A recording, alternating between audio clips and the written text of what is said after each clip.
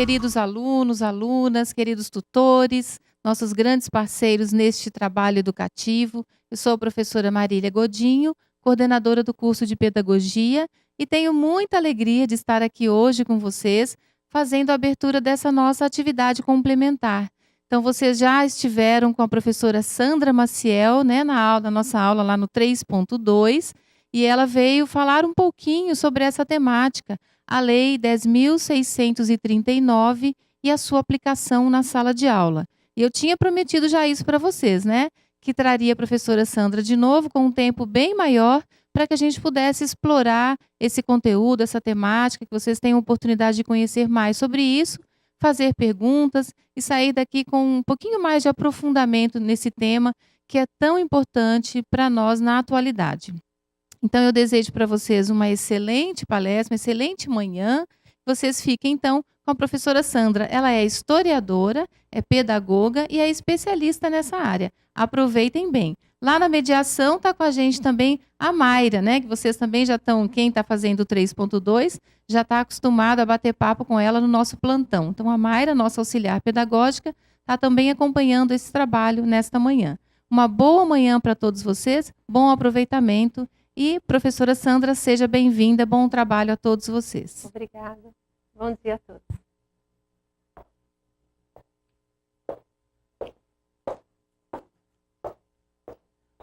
Bom dia a todos. Espero que vocês aproveitem bastante, né? Eu sou formada em História, depois eu fiz Pedagogia e fiz 2 especializações que tratavam dessa temática, né?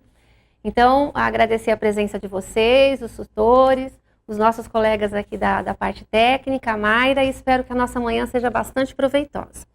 Bom, nós vamos falar um pouco da Lei 10.639, como ela foi gestada e pensada, e depois a gente vai abordar um pouquinho como a gente pode mudar algumas coisas na nossa prática, para a gente poder trabalhar essa temática de uma forma mais proveitosa para os nossos alunos, né? Então, vamos... Bom, as 2 leis que tratam dessa temática é a Lei 10.639, que foi promulgada em 2003, né? E ela coloca como obrigatório a história e a cultura afro-brasileira e africana nos currículos escolares da educação básica. Então, ensino fundamental e ensino médio. Em 2008, houve uma alteração a essa lei, onde eles colocaram também que, além do ensino de história e cultura afro-brasileira e africana, nós deveríamos também incorporar a história indígena, tá? Inclusive, a professora Marília, a gente já fez um trabalho com essas diretrizes. Essa imagem aqui justamente faz parte de um site muito interessante, que depois eu vou deixar, já mencionei ele anteriormente, né? E eu vou deixar depois para vocês, é o site A Cor da Cultura. Tem muita informação, tem muita literatura, tem atividades, né? E aqui é uma imagem de um livro, A Galinha de Angola, tá? Então, é um site que, se vocês puderem depois dar uma pesquisada, é um site muito interessante. Para poder vocês criarem atividades, utilizarem vídeos, tem muitos vídeos, né? Sobre esses livros, tem indicações de como vocês podem trabalhar os livros na sala de aula com as crianças. Então, esse vai ser, inicialmente, nós vamos falar um pouquinho do movimento negro, porque a Lei 10.639, ela não aparece simplesmente em 2003, sem a gente perceber que houve um resgate, teve uma história para se chegar nessa lei. Na verdade, o movimento negro, ele vai requerer isso enquanto direito, né? De ter, dentro dos currículos educacionais, né, da educação brasileira, que o negro se faça representado, assim como sua história, suas tradições e principalmente a sua contribuição na formação da cultura nacional, né? Porque quando a gente fala, às vezes, no samba, a gente esquece da origem, da onde veio esse samba, simplesmente a cultura brasileira, mas qual matriz que apresentou essa possibilidade da gente ter esse ritmo musical, né, que todo mundo conhece e gosta. Bom, então, agora nós vamos começar lá atrás no período colonial. Todos sabemos que o Brasil, durante o período colonial, que vai de 1500 a 1822, ele teve como mão de obra utilizada pelos nossos fazendeiros e depois mineradores, e mesmo a nossa elite urbana, eles vão utilizar a mão de obra escrava. É um erro pensar que o escravo, ele não resistiu à escravidão, né? Então, inclusive hoje, as novas pesquisas pedem, inclusive, para a gente não falar o termo escravo, mas escravizado, no sentido de que aquela pessoa, ela não nasceu escrava, ela foi escravizada, né? Então, desde que o africano chega aqui no Brasil, ele vai resistir à escravidão. E talvez a forma mais conhecida que a gente tem é a formação dos quilombos, né? 20 de novembro, né? Nós temos aí a data da consciência negra e nada mais é do que a data de morte, né? Do Zumbi de Palmares. E talvez também Palmares tenha sido o quilombo talvez mais conhecido e mais retratado nos livros didáticos e nos materiais didáticos que nós usamos em sala de aula, né? Então, os quilombos, eles vão representar a resistência do escravo frente à escravidão, né? Então, tirar um pouco essa ideia de que o escravo, ele não resistiu à escravidão, ele aceitou, né, a escravidão resignado. Tanto é que o banzo, né, que muitas vezes também aparece no livro didático, que é aquela tristeza que o escravo tinha, né, o escravizado tinha. Mas, na verdade, ele vai resistir, ele vai fugir das fazendas, porque ele vai querer resgatar a sua dignidade enquanto ser humano. E os quilombos vão ser territórios, espaços, né, onde eles vão tentar resgatar e reformular suas vidas aqui no Brasil, tá? Uma outra questão também importante a gente retratar, sempre que a gente fala no quilombo, a gente acha que só existia o quilombo dos Palmares, né? E na verdade isso não é verdade, né? Esse mapa aqui é um mapa ilustrativo para vocês perceberem que existiram vários quilombos. Todas essas áreas amarelas com números são identificação de quilombos. Esses mapas, eles foram feitos durante o século XVIII, são mapas da região de Minas Gerais. Então, século XVIII, a gente já está no segundo movimento econômico aí colonial, que é o ciclo do ouro, né? Então, anteriormente, a economia estava mais relacionada à agricultura, né? A cana-de-açúcar, e aí nós fazíamos o açúcar para exportar e estava mais restrita ao Nordeste. Quando se encontra os primeiros locais onde existia ouro, né? É a região de Minas Gerais, que é o atual estado de Minas Gerais e que leva esse nome em função desse período, né, do ciclo do ouro. E essa região aqui, ela vai ser mapeada pelos fazendeiros, pelos mineradores, justamente para identificar os quilombos e eliminar com os quilombos. Porque, na verdade, os quilombos também representavam, como eles representavam essa possibilidade de liberdade, não podia ter muito quilombo, senão todos os escravizados iam sempre pensar nessa possibilidade e tanto a cana-de-açúcar quanto a mineração, a base, a mão de obra, era a mão de obra dos povos escravizados. Então, aqui vocês têm listado 24 quilombos, né, que eles identificaram e depois, evidentemente, eles traçaram planos para poder acabar com esses quilombos. Tá? Então, isso aqui é mais para a gente perceber que o quilombo, ele teve uma função muito importante, foi um espaço de resistência e que não existiu só um quilombo. Por exemplo, o bairro do Jabaquara, em São Paulo, na cidade de São Paulo, ele era um quilombo, né, no período colonial. Hoje é um bairro, né, bastante conhecido em São Paulo, né? E a gente tem o Quilombo dos Palmares, que não dava para falar de Quilombo sem falar de Palmares, né?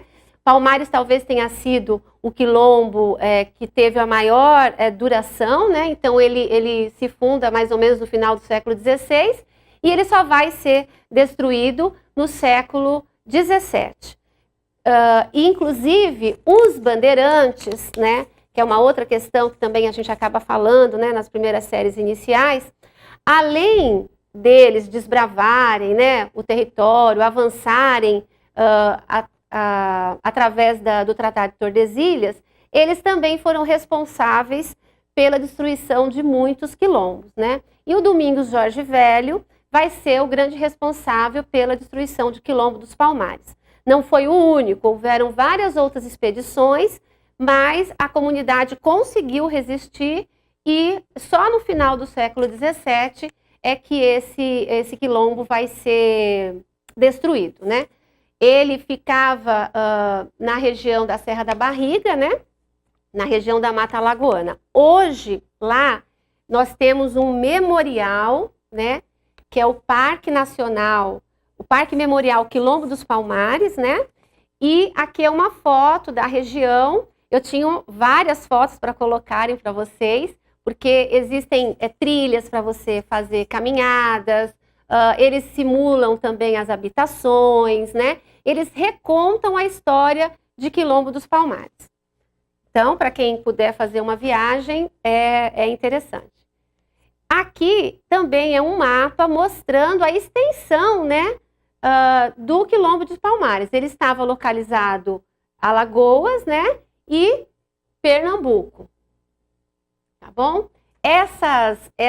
Esses triângulos são as várias comunidades que existiram. O Quilombo não foi uma única localização, né?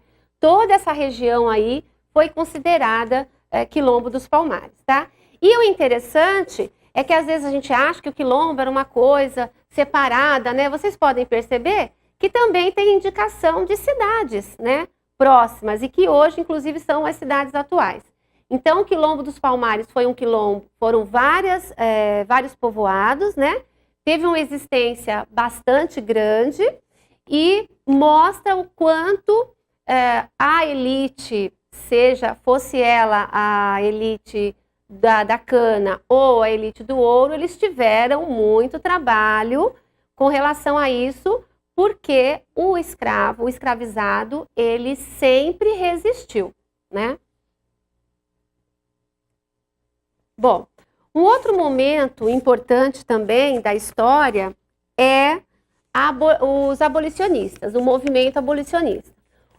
O Quilombo, a gente pode dizer que são movimentos que estavam bem próximos, né, de áreas rurais. É claro que São Paulo, Rio de Janeiro, também houveram formação de quilombos, como eu citei, o Quilombo do Jabaquara.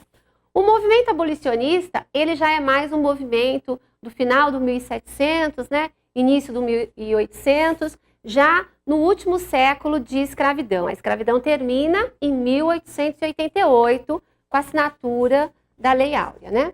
Bom, daria também para a gente falar muita coisa aqui sobre o movimento do abolicionismo. Esse movimento também vai em busca do retorno da dignidade do escravo, né? É um movimento mais urbano, tá? Um movimento em que os ativistas, eles fizeram jornais, né? Então, outra coisa também interessante da gente pensar, o escravo não era só aquele indivíduo que estava lá na fazenda ou que estava na mineração. A gente tem também os escravos urbanos, que vão aprender, que vão ser letrados também, né? E vão utilizar isso justamente para comprar alforria, promover fugas, né? Então, esse movimento abolicionista paulista, ele vai se formar a partir desse grupo Caifazes, né? Que vai organizar também um jornal, A Redenção, que vai ser um jornal em que eles vão se organizar em prol disso. Evidentemente que não vai ser um movimento aceito pela sociedade, pela elite, justamente porque ele estava colocando em xeque a situação do Brasil, que o Brasil era uma sociedade escravocrata, né? E os indivíduos, os grandes proprietários, os fazendeiros, eles evidentemente acreditavam que aquela era a forma correta de utilização da mão de obra, tá? Então a gente tem aí o movimento abolicionista. Interessante observar também o seguinte, esse movimento abolicionista, ele vai tanto partir para as fugas, de promoção de fugas, quanto eles também vão usar a via legal, né? Porque o escravo, ele poderia comprar sua alforria, né? Ou então, ele podia alegar que o seu senhor batia nele e a vida dele estava sendo colocada em risco. Então, esse era um argumento de que o senhor era muito, muito ruim, né? Não o alimentava, ainda sofria castigos físicos. Então, a gente vai ter duas linhas aí de atuação. De um lado, as fugas, promoção de fugas, e do outro lado, a via mais legal, aonde a gente vai garantir a compra da alforria. A revolta da chibata, já estamos aí no século XIX, já é pós abolição da escravatura, né, no início do século XIX. Inclusive, ela está sendo retratada em uma das novelas que passa na Rede Globo, né? Então, se alguém tiver interesse de estudar um pouquinho e depois observar como que a televisão apresenta essa revolta, seria interessante a gente até conversar isso depois. Bom, na Marinha ainda existia os castigos físicos, né? E os marinheiros de baixa patente eram, na sua maioria, negros, né? Então, essa revolta da chibata foi justamente a tentativa de eliminação desses castigos físicos que eles queriam, né? E também o fato deles serem tratados como pessoas tal qual qualquer outro, né? E quem lidera é o João Cândido, né? Uma figura conhecida nos livros didáticos, né? Ele vai ser o líder dessa revolta e ele vai tomar, junto com os seus colegas, os navios que estavam atracados no Rio de Janeiro, né? E lá ele vai entrar em contato com o alto escalão da Marinha e com o próprio presidente, né? O imperador, desculpe, e aí ele vai pedir o fim, vai fazer várias alegações, e a alegação principal era o fim do uso da chibata, né? Inicialmente o governo aceita, né? Diz que vai ser aceita todas as reivindicações e que nada vai acontecer a eles. Quando eles atracam, eles são presos, né? O João Cândido, ele vai ficar preso muito tempo, vai perder a patente, né? E tudo mais, e vai morrer na pobreza. Agora, recentemente, em 2008, né? Foi dado a ele, né? Ele foi anistiado junto com os seus colegas, né? Com seus companheiros da Marinha. E hoje nós temos uma estátua dele na Praça 15, lá no Rio de Janeiro. Inclusive, a gente tem música, né? O Almirante Negro fala desse momento também.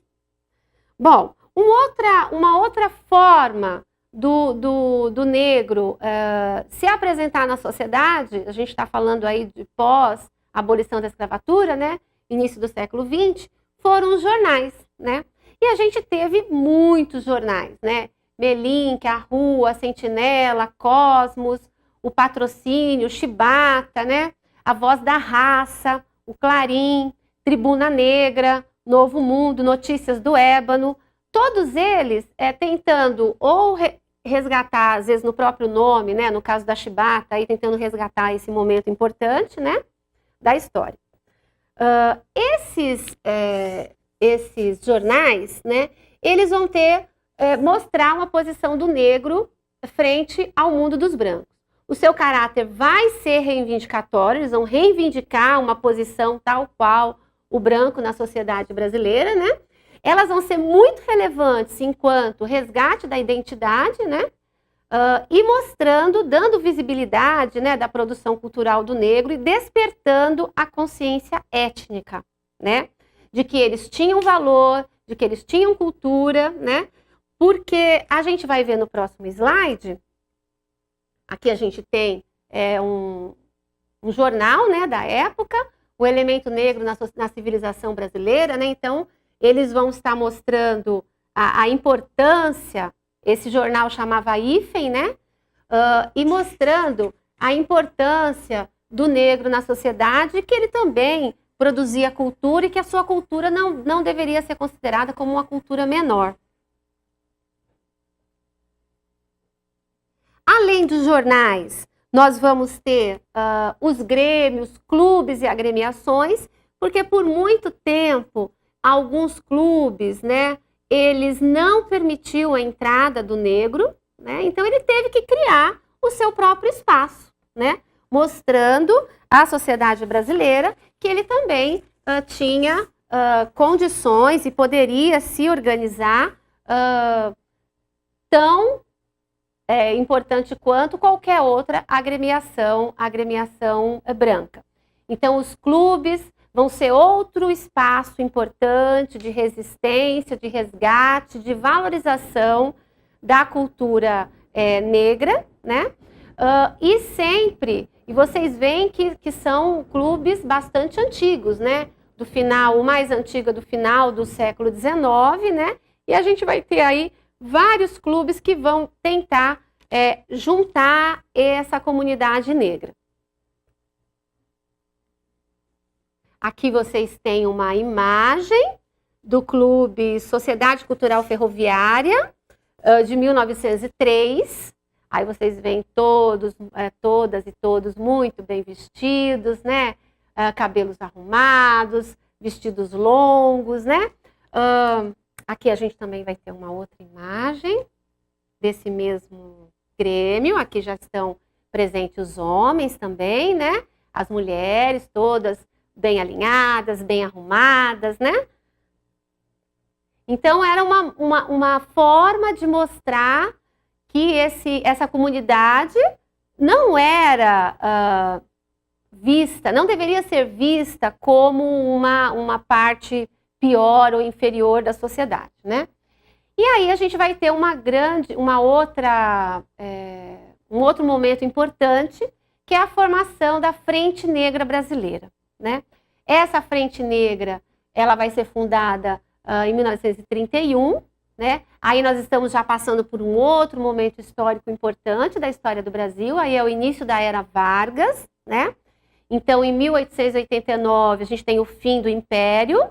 De 1889 a 1930, nós temos a Primeira República, né? A República das Oligarquias Cafeeiras.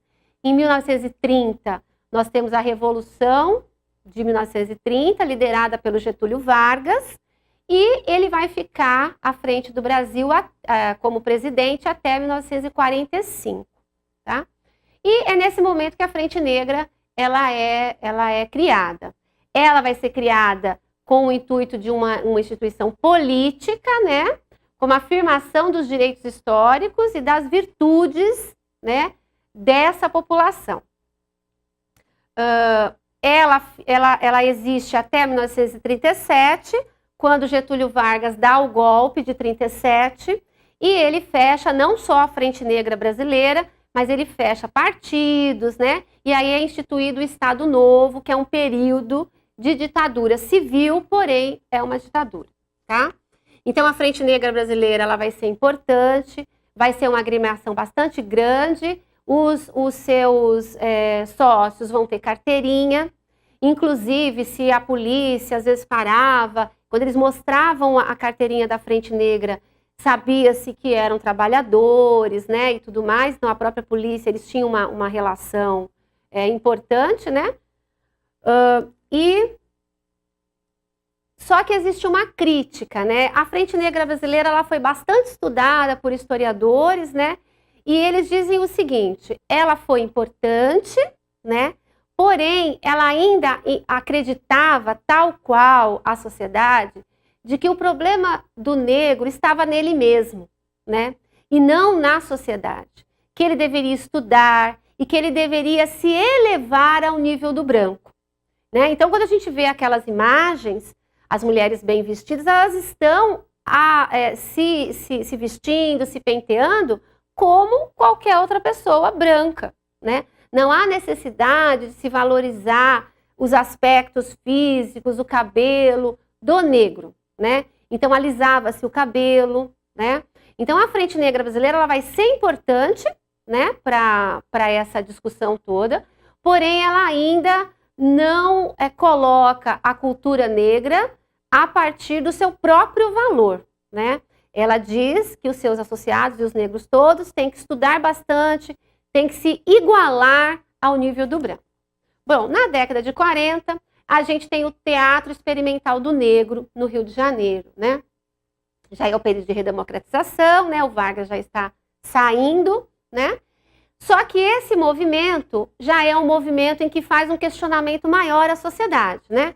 O teatro negro, ele vai ter como protagonistas pessoas negras, porque isso já foi muito dito, né? Muitos atores eram convidados para fazer personagens de negros e tinham que ser pintados da cor negra, justamente para representar esses papéis, né? Então, era uma forma de se colocar a identidade do negro e também colocar a sua cultura. Então, o Teatro Experimental do Negro, ele vai trabalhar com atores negros, né? E ele também vai trabalhar com histórias do pertencimento da cultura afro, né? Em 45, quando ele vai estrear, o jornal O Globo afirmava se tratar de um grupo palmarista tentando criar um problema artificial no Brasil. Nesse momento, nós vivíamos o mito da democracia racial, né? As elites brancas, as pessoas brancas não queriam discutir o assunto porque diziam que não existia racismo, que não existia discriminação e que não existia problema racial no Brasil. E que esse teatro estava aí criando uma situação inexistente, né? Aqui é uma foto de uma peça do TEM. E a gente chega agora nos anos 70, né? Final da ditadura militar. Lembrando também, de novo, eu como historiadora estou sempre falando, né, na questão do tempo histórico. Em 45, quando Vargas sai, a gente tem mais um período democrático no Brasil, que vai de 45 a 64, os nossos presidentes são todos eleitos pelo voto popular, mas em 64, nós vamos ter a ditadura militar, que permanece até 84, né? E 85, nós temos a abertura política. Então, o Movimento Negro Unificado, o MNU, ele vai se iniciar na década de 70, que é o momento em que nós vamos ter o início lento e gradual da abertura política, né, no país, aí pelo governo Geisel e pelo governo Figueiredo, e exatamente neste momento, vários outros movimentos sociais estão se organizando, né, e o movimento negro também vai fazer isso, tá? Então, esse é o símbolo do MNU, Movimento Negro Unificado, né? Então, em 78, nas escadarias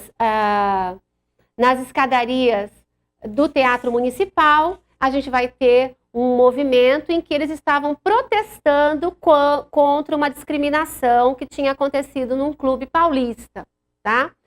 Então, agora, eles não querem a integração via valores brancos. Não é essa a ideia, tá?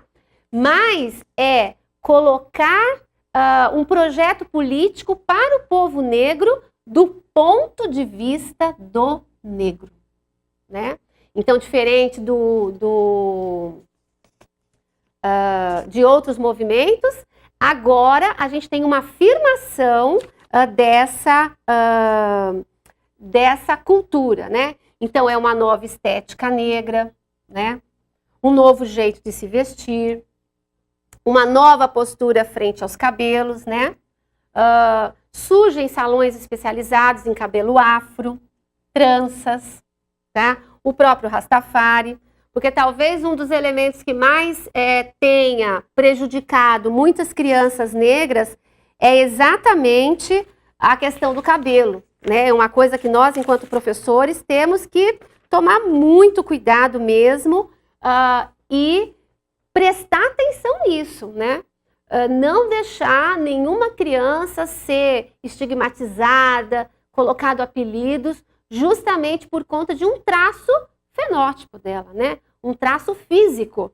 E que ela é dela, né? É diferente do meu, que é liso, mas é dela. E ele tem que ser resgatado de uma forma positiva. E era exatamente isso que o movimento negro estava querendo fazer, né? Esse é um momento importante aqui, esse slide, porque é reivindicando o direito à diferença. O que os outros movimentos colocavam? Os outros movimentos vão colocar que o negro tinha que se igualar ao branco, né? Tinha que ficar igual ao branco, né? E agora o movimento negro não. A formação do MNU no final da década de 70, ele mostra exatamente o direito à diferença. Eu não preciso me parecer como branco, eu não tenho que alisar os meus cabelos. Eu posso usar o meu cabelo do jeito que ele é, né? Porque ele representa a minha raça, ele representa o meu grupo, né? Então, o MNU, neste momento, ele vai mostrar que a democracia racial no Brasil, ela era um mito, ela era uma mentira, né? E que ela deveria ser desmentida, sim, né? Mostrando como o negro estava em condições desfavoráveis na sociedade brasileira. Ele não tinha as mesmas oportunidades que o branco. Fosse pobre, fosse rico, né? Porque aí há uma outra discussão importante que todo mundo fala, mas o pobre também é discriminado. O pobre é discriminado pela sua condição social.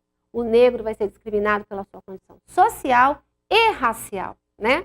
E isso é uma coisa muito séria, porque ele não vai deixar de ser negro. Ele não vai virar branco, né?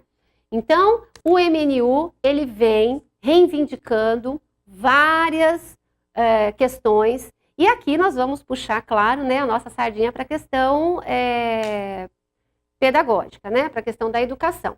E uma das coisas que o MNU vai falar é que o negro estava invisível nos materiais didáticos.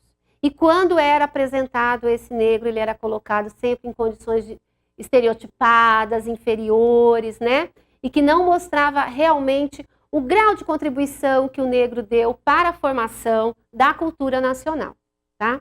Então, é através das mobilizações do MNU que a gente vai ter, na nossa última Constituição, nós tivemos, eu acredito que 7 constituições, se eu não estiver enganada, em 88, racismo vai ser criminalizado, né?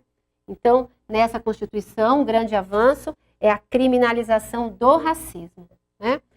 A identificação das populações quilombolas, né? Nós falamos dos quilombos lá atrás, então hoje se garante o direito à posse da terra e à cultura daquela região, né?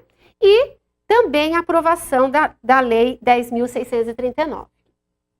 Bom, aqui a gente vai mexer aí numa questão também importante, mas depois eu retomo isso quando a gente for falar da literatura, né? Aqui eu coloquei uma ação do movimento negro unificado, para a gente não achar também que o movimento negro unificado acabou, não existe mais, não, ele é atuante ainda, né? Inclusive, pessoas da OAB, né, estão participando de debates. Então, isso daqui eu tirei para vocês, foi em agosto, né? Ia haver um debate sobre o livro Caçadas de Pedrinho, né? Mostrando, a gente não pode, eu quero até fazer uma ressalva aqui antes de começar a falar, ninguém está dizendo que o Monteiro Lobato não deva ser lido. Ele deve ser lido, ele é uma referência muito importante na literatura nacional, mas nós podemos fazer a crítica, né? De que forma que o negro aparece nessa literatura? A gente não deve deixar de ler isso para as crianças, não. Mas dependendo do grau de maturidade, a gente pode questionar, olha, que palavra ele usou, será que isso é legal ainda falar hoje, né? Olha como que ele está apresentando. Então, eles iam discutir esse livro porque chegou-se a cogitar, inclusive, que ele não fosse mais indicado em escolas públicas. Eu acho que não é o caso. Não é o caso. Mas fazer uma crítica, né? Ler criticamente este material. Isso é fundamental. Tá? Aqui a gente tem uma foto da marcha, da comemoração dos 100 anos da abolição da escravatura, em 1988, marcha contra a farsa da abolição, 1888 a 1988, nada mudou, vamos mudar. Esse era o slogan desse movimento, que levou muita gente para as ruas, né? E proporcionou uma discussão muito importante. Tinha tido avanço? Tinha, mas a comunidade negra estava preocupada e querendo também mais avanços importantes, tá? Então é uma foto para a gente ver que esse movimento existiu, né? Aqui a gente tem uma outra foto também, né? O resgate da figura de Zumbi de Palmares, né? Aqui a gente tem uma outra marcha, Marcha Zumbi dos Palmares contra o racismo pela cidadania e a vida. 1995, 300 anos da morte de Zumbi, foi em Brasília, para vocês verem que tinha bastante gente aí nesse movimento, né? Dessa marcha, agora a gente vai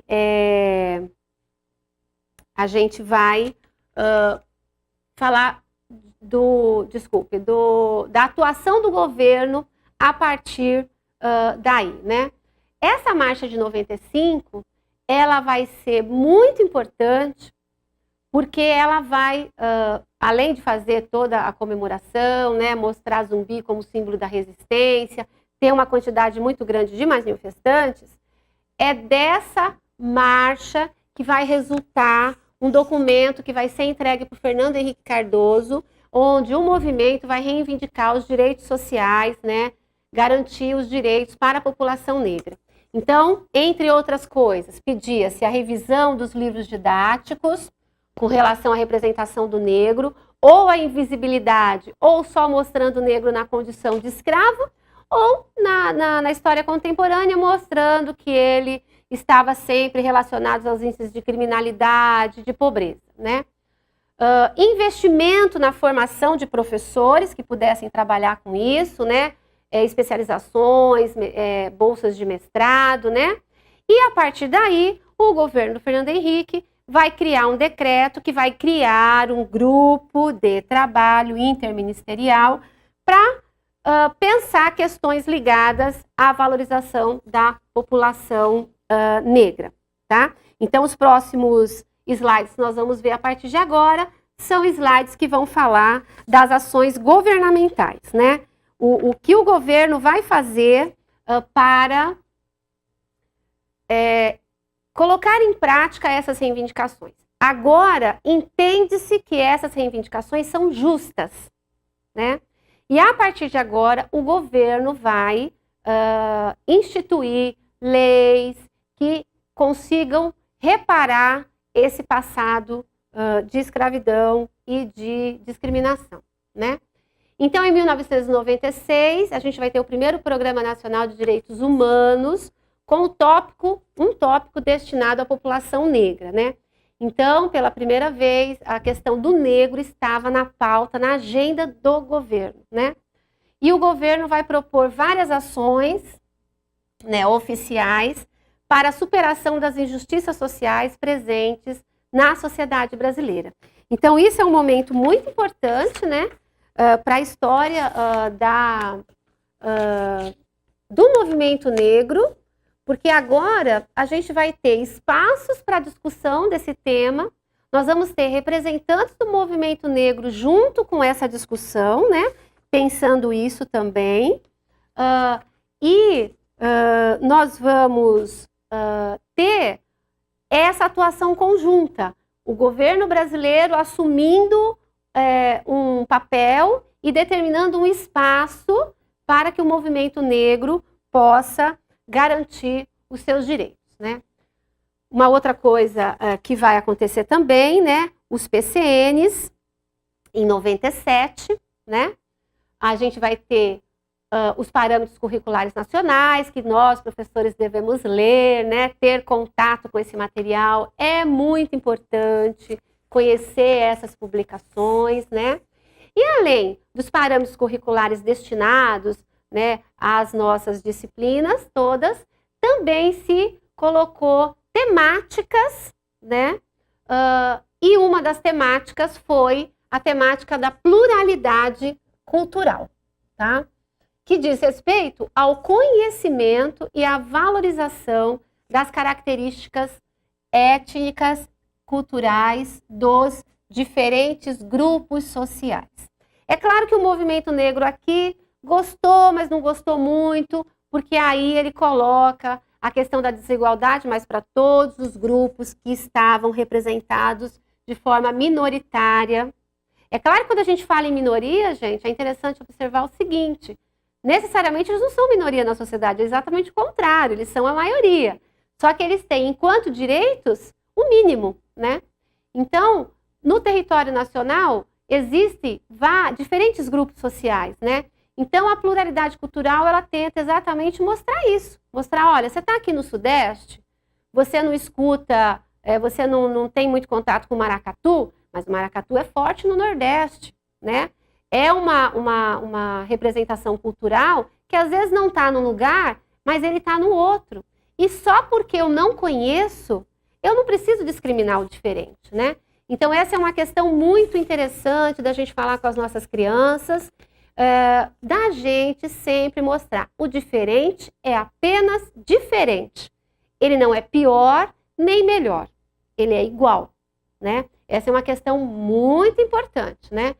E esses parâmetros, eles vão fazer uma crítica às relações sociais discriminatórias e excludentes, porque além da gente discriminar, a gente exclui da sociedade, né? Que permeiam toda a sociedade brasileira. Então, mais uma vez, eu volto a frisar. Até a década de 70, e até hoje, inclusive, algumas pessoas ainda acreditam nisso, que nós vivíamos uma democracia racial. Hoje, nós podemos dizer que nós vivemos um mito da democracia racial. Porque se a democracia racial existisse, realmente, de fato, concretamente, nas nossas relações sociais, nas nossas relações de trabalho, não precisava ter materiais para isso, para o professor melhorar e estudar e perceber como que ele trata o menino negro ou a menina negra. Será que ele dá mais atenção para a menina branca, que ele acha talvez dentro de um padrão de beleza, né? Ele considera aquela beleza uma beleza melhor, vamos brincar, mais bonita do que a outra, né? Então, isso existe, né? É um mito a gente achar que existe uma sociedade sem conflitos, onde todas as pessoas se dão bem, senão a gente não teria a piada racista, né? Que é um absurdo total. Se a piada existe, é porque existe o racismo, né? Existe o preconceito. Então, esse PCN da pluralidade cultural vai ser um passo importante na questão educacional, justamente para mostrar o quanto o Brasil é um país complexo, né? Multifacetado e, às vezes, cheio de paradoxos, né? Então, esses paradoxos a gente tem que tratar. Bom, aí nós temos uma conferência que aconteceu em Durban, na África do Sul, em 2001, né? O Brasil é signatário do que foi dito e conversado e escrito nessa conferência. Ela tem um nome bem grandão, né? Conferência Mundial contra o Racismo, a Discriminação Racial, a Xenofobia e Intolerâncias Correlatas. Eles quiseram abranger tudo, né? Porque a xenofobia é uma coisa mais da Europa, né? Então, o que essa conferência afirmava? É um documento também importante para ser lido, né? Eu selecionei apenas um trecho pequeno. Incentiva os estados a desenvolverem e elaborarem, olha que importante, gente, planos de ação nacional, né? Para promover a diversidade, a igualdade, a equidade, a justiça social, a igualdade de oportunidades e a participação para todos. Então, os países que estavam lá, né, representados, com os governos representados, o Brasil estava, inclusive, né, eles vão ter que, a partir daí, sendo signatário daquela do que foi tirado, o documento que foi tirado dessa conferência, ele vai ter que fazer ações, né, que demonstrem estratégias de afirmação positivas, né? Esses planos, eles devem visar a criação de condições necessárias para a participação efetiva de todos na sociedade, tá? Só olhar o tempo aqui para a gente não se perder, tá? Bom, a partir daí, né, em função disso que estava acontecendo fora, que é interessante a gente observar o seguinte também, viu, gente? Nós vamos ter ações, movimentos sociais acontecendo dentro do Brasil, mas nós vamos ter também movimentos acontecendo fora do Brasil, que tratam dessa questão, né? Então, quando o Brasil é signatário de alguma coisa, de algum documento que a ONU faz, ou que vem a partir da ONU, ele tem que implementar isso como uma política pública, né? Então, nós vamos ter aí um decreto de 13 de maio, né? Olha que data interessante, né? Para a gente pensar. 13 de maio, dia da abolição da escravatura. Programa Nacional de Ações Afirmativas, né? Também é um documento importante que nós temos que ter contato com ele, né? Observância pelos órgãos da administração pública federal, todos os órgãos, que requisitam, que garantam, né, a realização de metas percentuais de participação. Afrodescendentes, que é a nossa temática, né, específica. Mulheres, pessoas portadoras de deficiência, no preenchimento de cargos em comissão do grupo de direção e assessoramento superiores. Então, vejam, isso aqui já é uma coisa mais ampla, inclusive, né? Não discute só a questão racial, discute a questão de gênero também, né? Olha as mulheres aí representadas, né? Façam depois um exercício aí na cidade de vocês. Vejam quantas vereadoras estão atuando nas câmaras de vereadores da cidade de vocês. Porque até isso está sendo regulamentado, a participação feminina na política. Até muito tempo atrás, né, se dizia o quê? Assunto de política é assunto dos homens, né? As mulheres não deveriam estar falando sobre isso.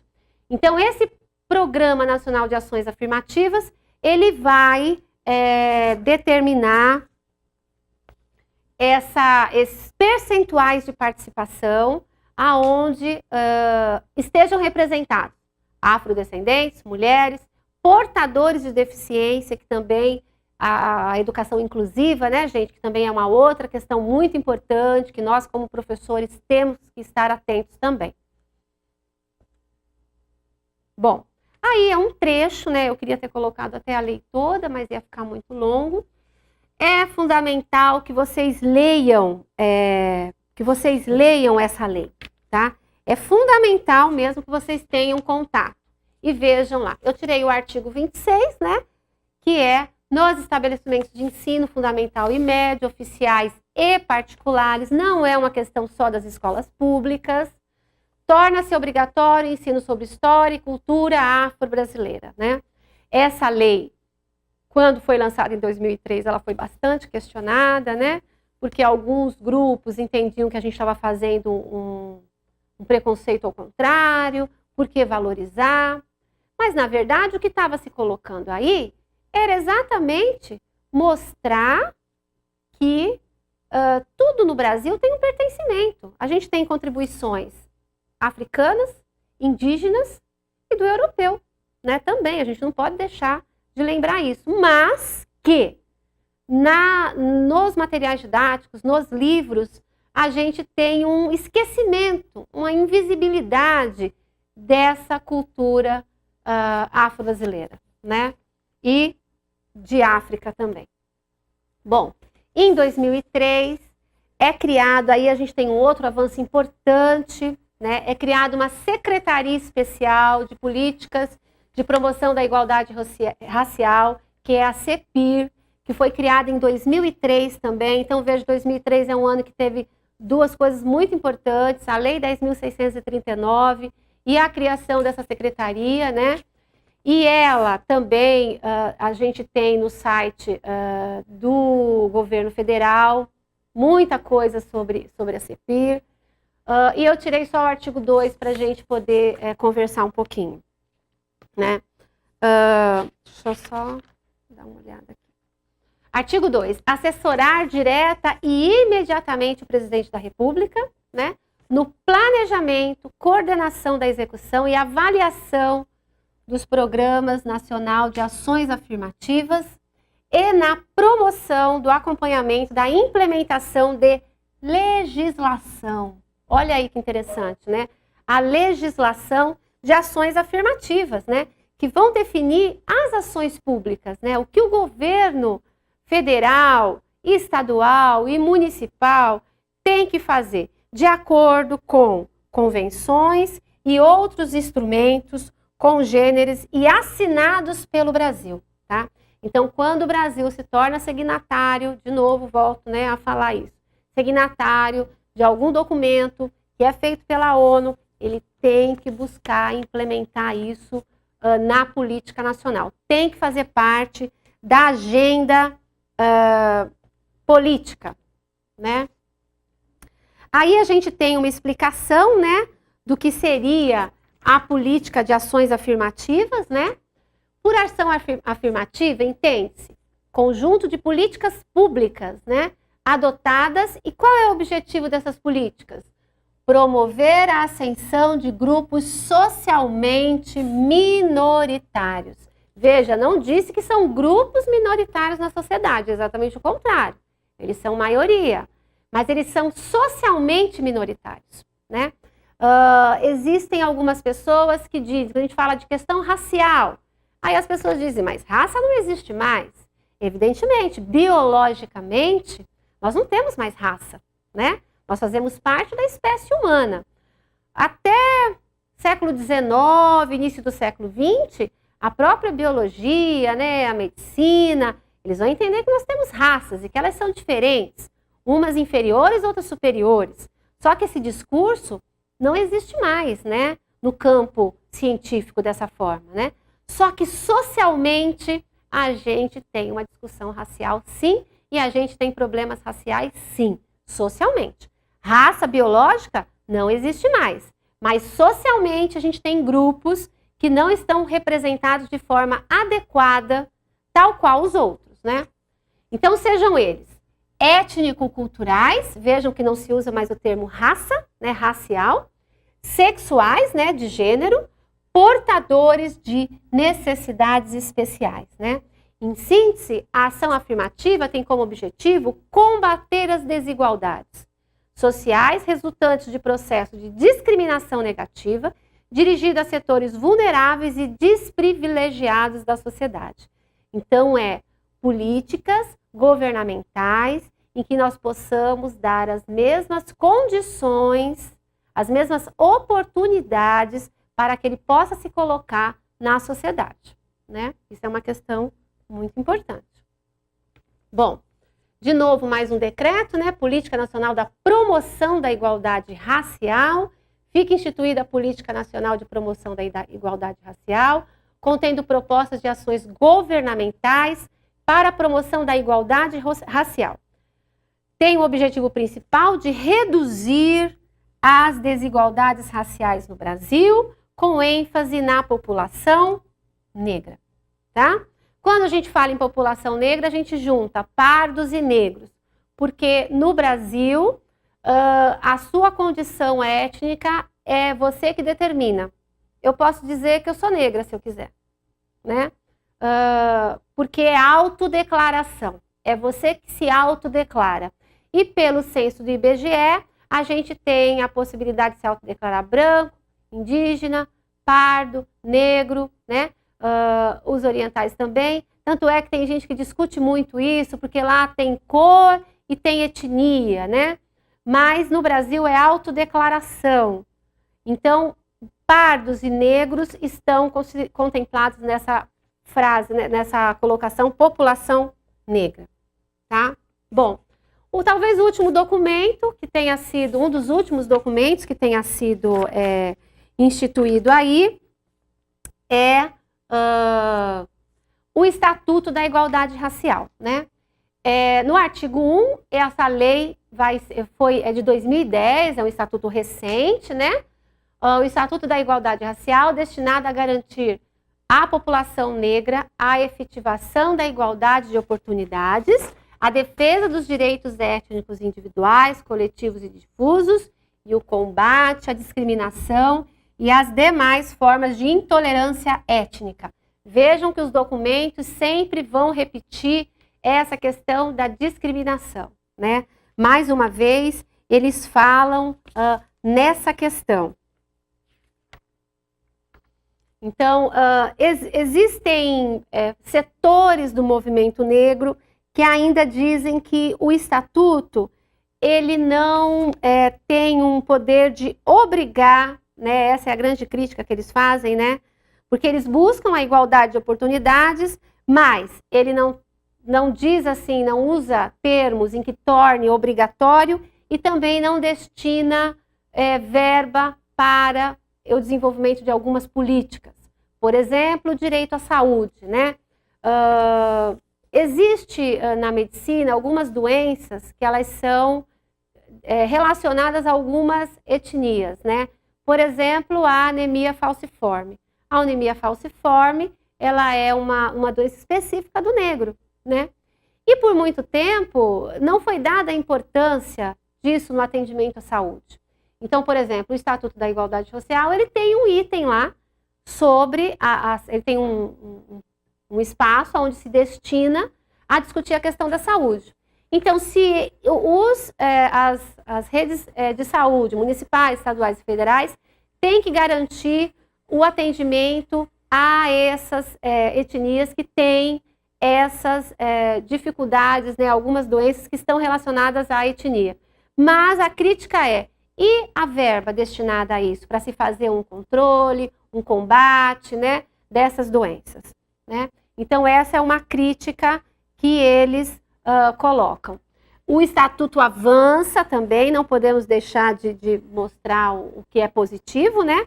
Direito à educação, direito à saúde, direito à cultura, direito à religião, né? Direito à terra, direito ao trabalho, direito a acesso aos meios de comunicação, né? Por muito tempo, as religiões de matrizes africanas, elas sofreram e ainda sofrem muito preconceito, né? Você falar que você é umbandista, da Umbanda, ou você é do Candomblé, as pessoas já, né, te olham, já acham, já fazem piadas, falam a questão da palavra macumba, né, que é macumbeiro. Algumas crianças na escola, inclusive, quando os colegas descobrem, sabem que os pais frequentam, né, e ficam usando o termo macumbeiro como um xingamento, né, e isso é uma coisa também muito séria que a gente tem que coibir sempre na sala de aula. Então, esse estatuto, ele garante o direito a essa possibilidade de ter a sua própria cultura, a sua própria religião, e essa religião, essa cultura, não seja discriminada. Porque no Brasil, oficialmente, nós não temos uma religião oficial, né? É o livre, é a liberdade para você escolher. No período da monarquia, sim, a nossa Constituição, né? A primeira Constituição de 1824, ela determinava que que a única religião seria o catolicismo, né? Então, tinha uma religião oficial no Brasil. Hoje, não. Hoje há uma liberdade, né? Da gente poder escolher a nossa religião. E pelo fato da gente escolher, a gente não pode ser discriminado, né? Aqui já é uma secretaria do MEC, né? Já é um ponto, né, mais próximo da gente, né? O MEC, em 2004, ele vai criar o SECAD, né? Inicialmente era esse termo, né?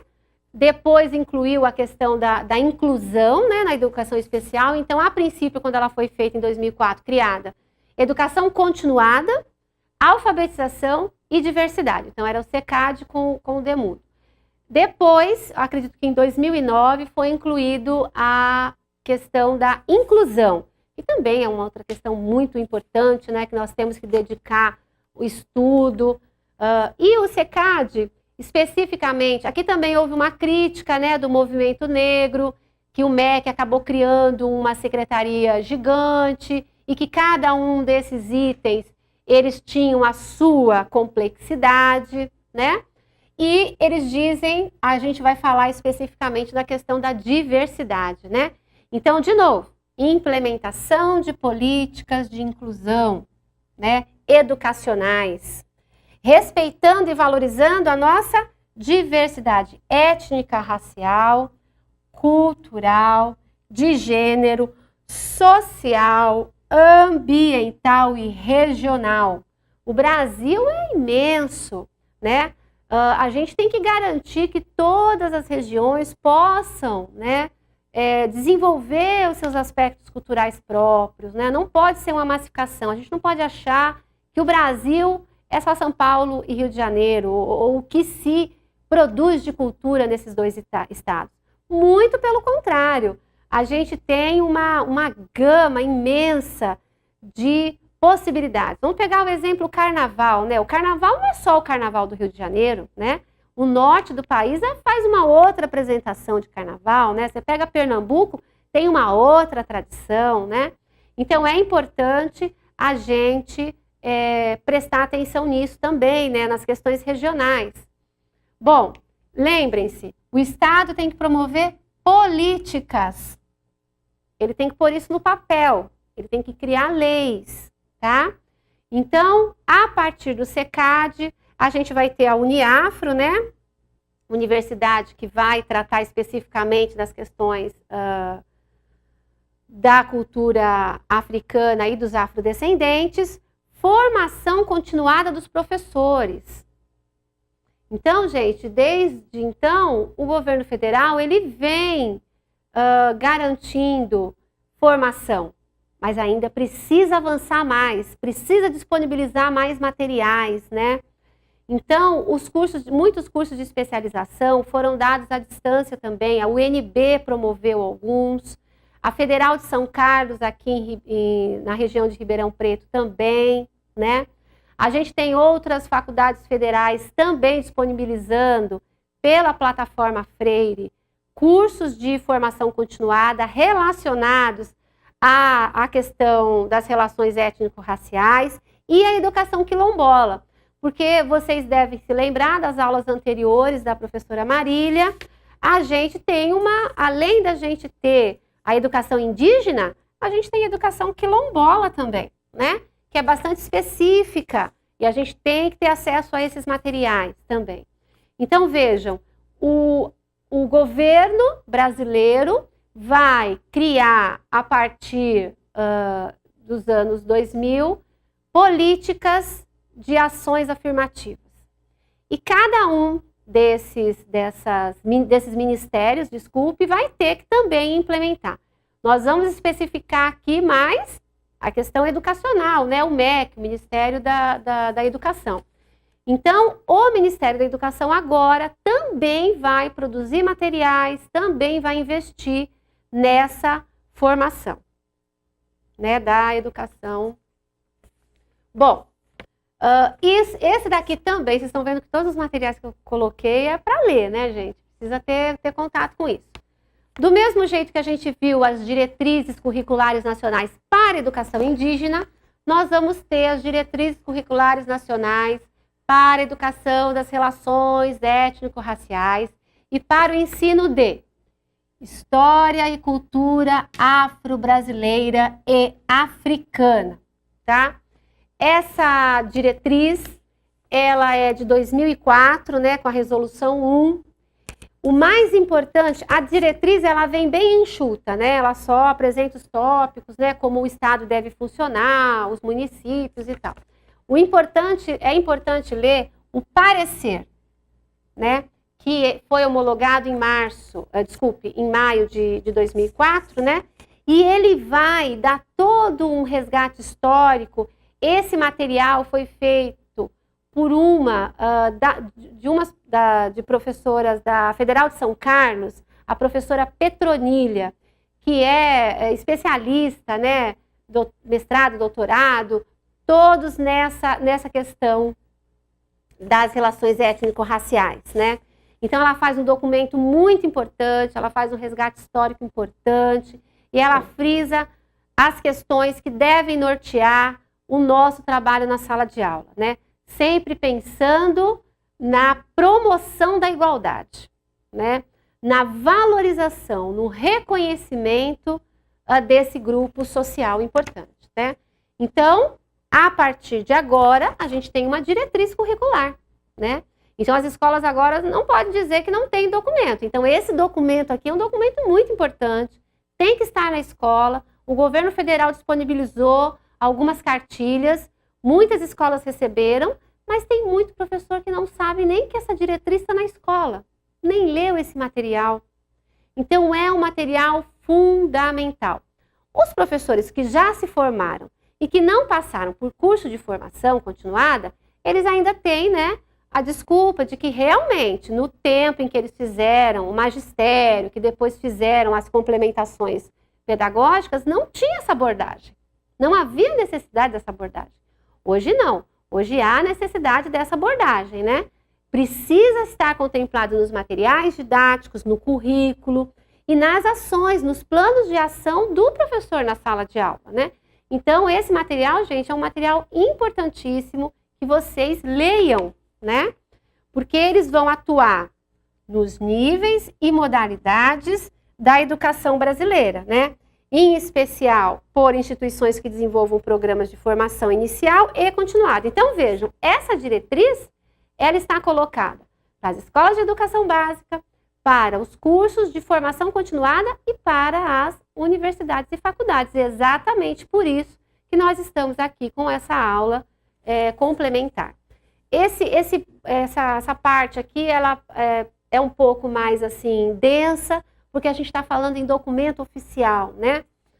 Mas eu acredito que vocês lendo esse material vai ficar muito mais claro, né? E depois a gente vai abrir um pouquinho para a gente conversar. Então, esses materiais todos, eles vêm a partir de uma política de ações afirmativas, né? Vocês vão ver, quem puder e quem quiser, mas eu acho que é até obrigatório ler, vocês vão ver que a professora Petronília, ela vai usar sempre a palavra reparação, reconhecimento e valorização, tá?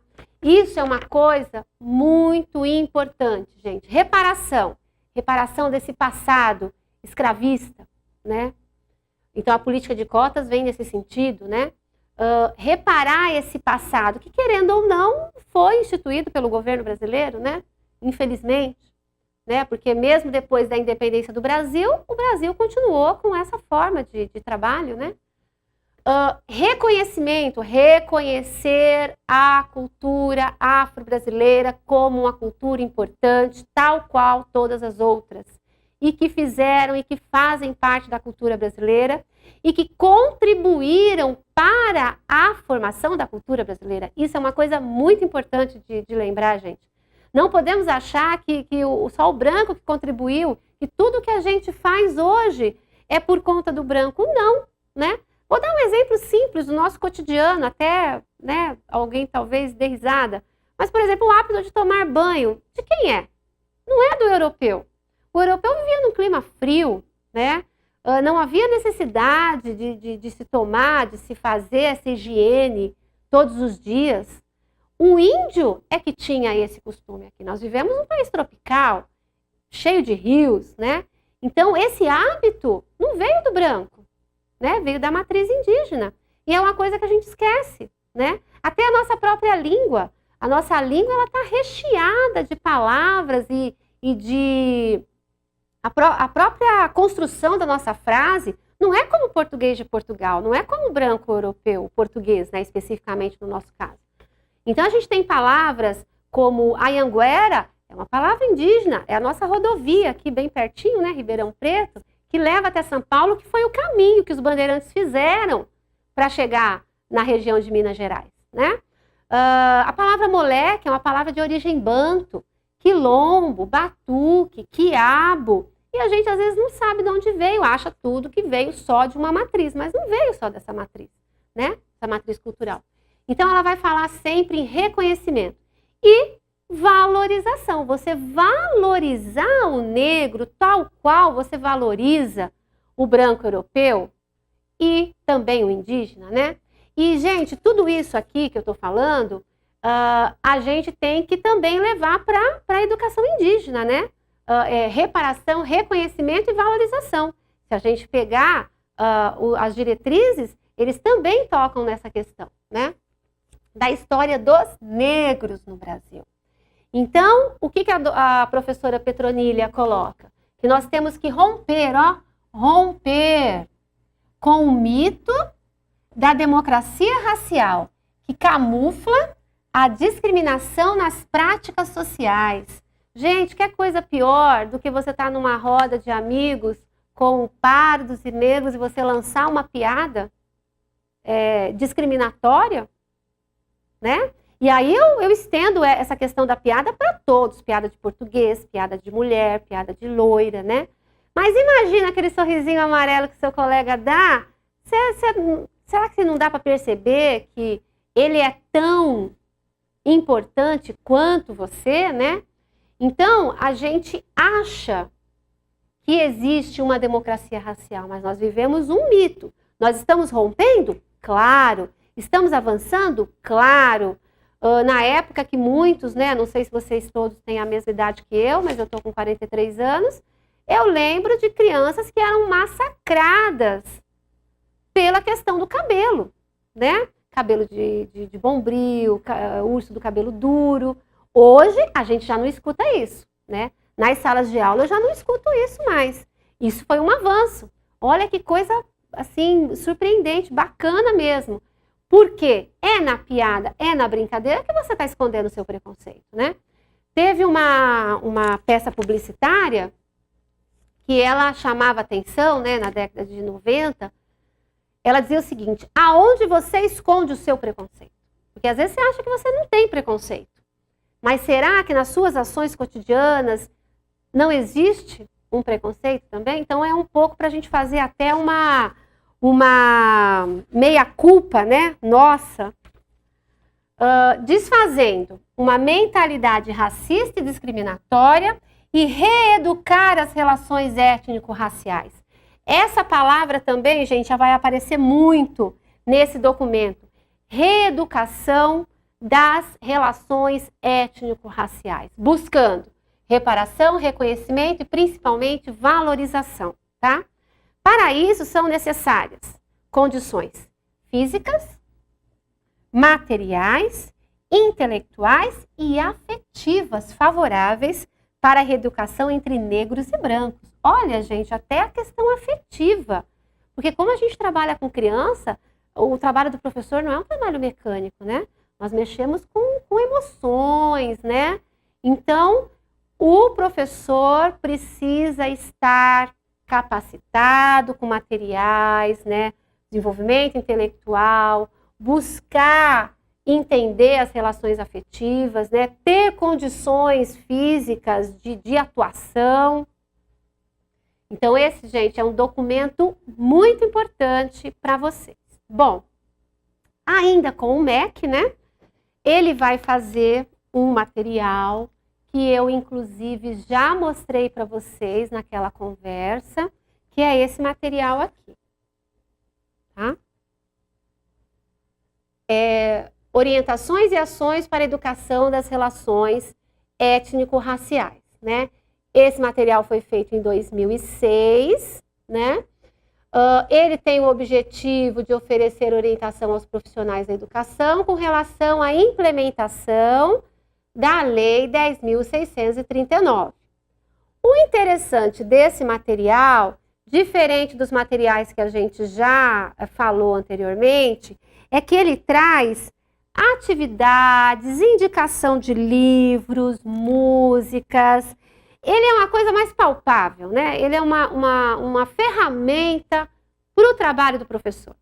Esse material é um material também produzido pelo MEC, né? Pelo SECAD, foi produzido em 2006, né? Aí ele tem o tópico de educação infantil, ensino fundamental, ensino médio, EJA, né, educação de jovens e adultos, licenciaturas, né, no nosso caso, educação quilombola, e tem o item sobre cada um desses itens, tem também sugestão de atividades, né, que é muito importante a gente pegar coisa mais palpável, né, porque por enquanto aqui a gente está vendo a lei, né, ela é importante? É. Ela é necessária? É, né, não dá para a gente ficar só com uma prática, né, gente, a gente também tem que ter um aporte teórico importante para a gente poder trabalhar também. Não dá para ser só a prática, a gente tem que ter teoria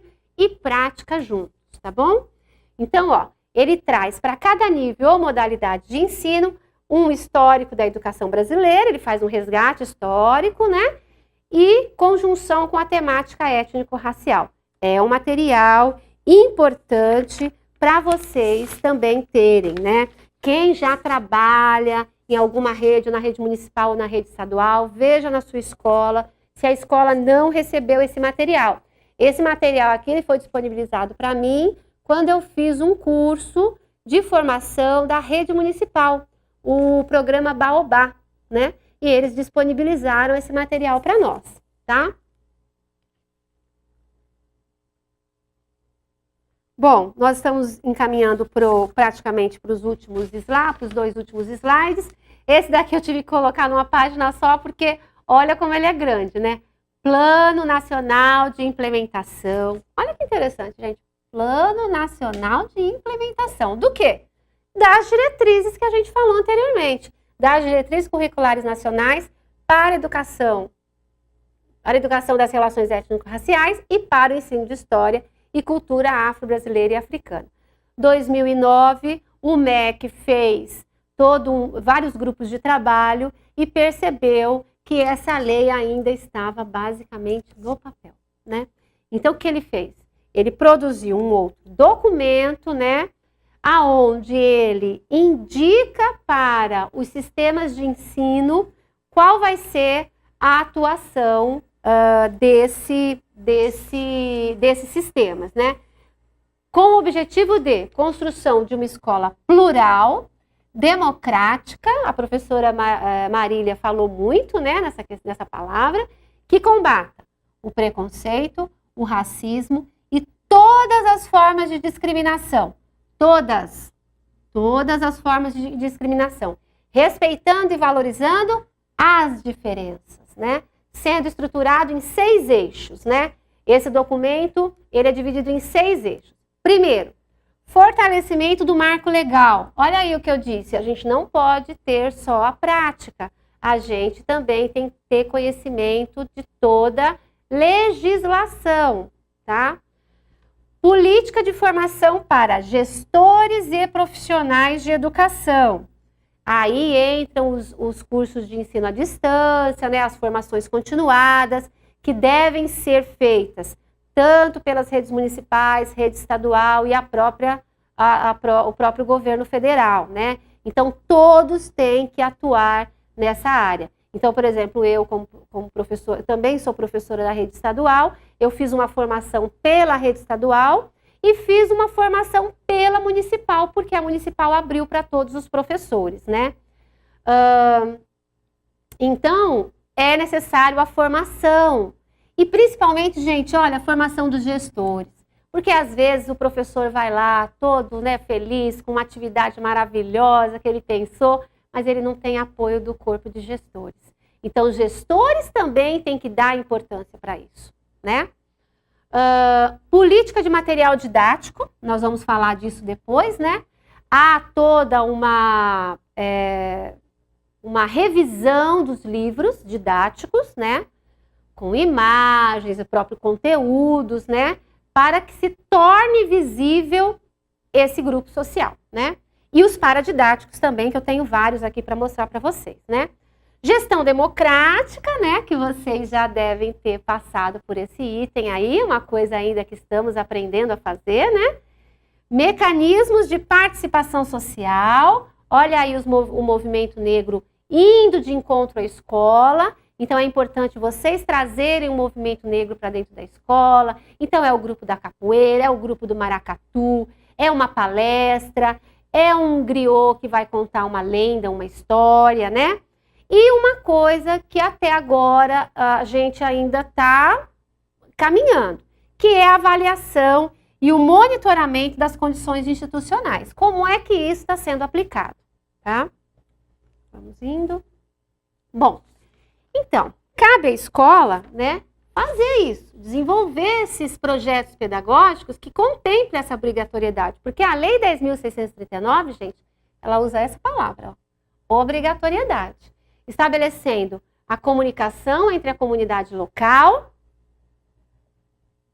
os estudiosos, a universidade, né, tem que estar junto, e o movimento negro, né? E como que a gente pode fazer isso, né? Como que a gente vai falar sobre isso, né? Como que a gente pode fazer isso? Então, agora nós vamos abrir um espaço para a gente poder, para vocês poderem conversar um pouco sobre isso e a gente volta depois para a gente estar conversando. E aí os polos vão estar mandando as questões, né, as contribuições, como que a escola pode desenvolver esses projetos.